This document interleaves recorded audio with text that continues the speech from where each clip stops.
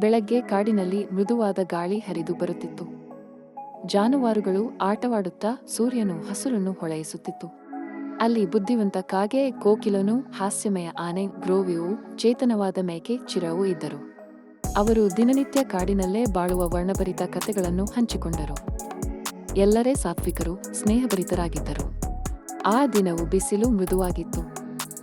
ಈಗ ಒಂದು ಸ್ವಲ್ಪ ತಾನೆಯಾದ ಶಬ್ದವು ಅವರು ನೋಡಿದ ಹಾದಿಯಲ್ಲಿ ಕೇಳಿಸಿತು. ಆ ಶಬ್ದವು ಅನಾಶ್ರಿತ, ಸಣ್ಣ ಕಾಂಟೆಯನ್ನಂತಿತ್ತು. ಮೊದಲು ಯಾರೂ ತಿಳಿದಿರಲಿಲ್ಲ. ಎಲ್ಲರೂ ಹತ್ತಿರಕ್ಕೆ ಓಡಿದರು. ಒಂದು ಸಣ್ಣ ಹರಿಣದ ಗಟ್ಟಿಯೊಂದು ಮೈದಾನದ ಬದಿಯಲ್ಲಿ ಕುಳಿತಿತ್ತು. ಒಂಟಿ ಭಯಗೊಂಡಿದೆ. ಅದುವೇ ಕಥೆಯ ಆರಂಭ. ಕೋಕಿಲ ಮುಟ್ಟಿದರೆ ಸಣ್ಣ ಜನಾಜಿನ ಹಳದಿ ಕಣ್ಣೀರನ್ನು ಕಂಡಳು. ಅವಳು ಮೃದು ಧ್ವನಿಯಲ್ಲಿ ಕೇಳಿದಳು, ನೀನು ಹೀಗೆ ಏನು ಮಾಡಿದ್ದು? ಹರಿಣಿ ತನ್ನ ಕತೆ ಹೇಳಿತು. ಮಳೆ, ಗಾಳ, ಘನಭಾವ, ತಾಯಿಯ ಕಣ್ಣು ಕಾಣದಿದ್ದೆಂದು. ಕಣ್ಣು ತುಂಬಿ ಎಲ್ಲರೂ ಸುಮ್ಮನಾದರು. ಗ್ರೋವಿ ಹೇಳಿದ, ನಮ್ಮ ಕಾಡಿನಲ್ಲಿ ಯಾರೂ ಕಳವಳಗೊಳ್ಳಲಿ ಎನ್ನಿಸೋದು ಸರಿ ಅಲ್ಲ. ಚಿರ ಕೂಡ ಸಮ್ಮತಿಸಿದ. ಅವರು ಚರ್ಚೆ ಮಾಡಿ ನಿರ್ಧರಿಸಿದರು. ನಾವೇ ಅವನನ್ನು ನೋಡಿಕೊಳ್ಳೋಣ ಎಂದು ಕೋಕಿಲ ಹೆದರದ ಸ್ವರದಲ್ಲಿ ಘೋಷಿಸಿತು. ಅವರ ನಿರ್ಧಾರಕ್ಕೂ ಒಂದು ಹೆಸರು ಬೇಕು. ಅವನ ಹೆಸರನ್ನು ನಾವು ಪ್ರೀತಿ ಎಂದು ಕರೆದೋಣ ಎಂದರು ಎಲ್ಲರೂ ಒಟ್ಟಾಗಿ. ಪ್ರತಿಯೊಬ್ಬರೂ ಪ್ರೀತಿ ಕಾಗದದ ಅಂಗವಿಕಾರವಲ್ಲ, ಅವನಿಗೆ ಕಾಳಜಿ ಬೇಕು ಎಂದು ಗ್ರೋವಿ ಉಚ್ಚರಿಸಿದನು. ಕಾಲಕ್ರಮೇಣ ಪ್ರೀತಿ ಬೆಳೆಯಿತು. ಪ್ರತಿದಿನ ವೆಲ್ಟಿಯನ್ಸ್ ನಡೆದವು. ಹಸಿವಾದರೆ ಆಹಾರ, ಹಿಮ್ಮುಖವಾದರೆ ಆಶ್ರಯ. ಆದರೆ ಎಲ್ಲವೂ ಸುಲಭವಾಗಿರಲಿಲ್ಲ. ಕೆಲವೊಂದು ದಿನಗಳು ಭಯ ಮತ್ತು ತೊಂದರೆ ಬಂದವು. ಪ್ರೀತಿ ಒಬ್ಬರ ಕಣ್ಣು ಮುಚ್ಚಲ್ಲ. ಒಂದು ದಿನ ಹಸಿಯೊಂದು ಬಲಿಷ್ಠ ಪ್ರಾಣಿಯ ಸುತ್ತ ತಿರುಗಿತು.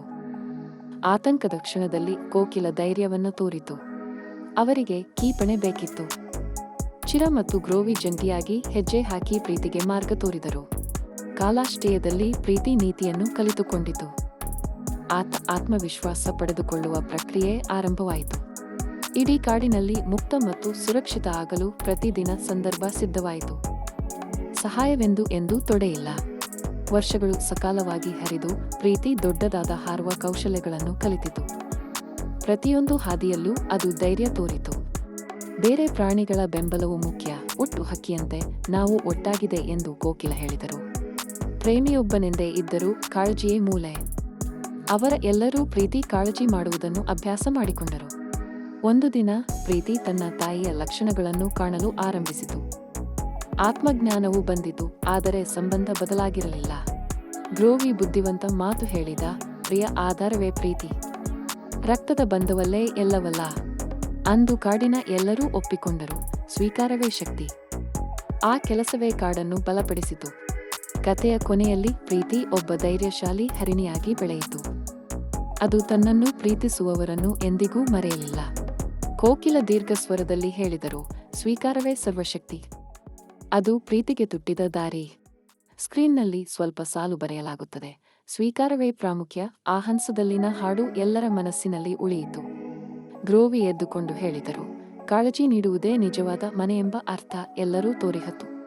ಕಾದಂಬರಿಯಾಗಿ ಕಡು ಭಾಷೆಯಲ್ಲದೆ ಮಮತೆಯಿಂದ ಭರಿತ ಮಾತುಗಳು ಹರಟಿಕೊಂಡವು. ಒಬ್ಬರಿಗಾಗಿ ಒಳ್ಳೆಯದು ಎಲ್ಲರಿಗಾಗಿ.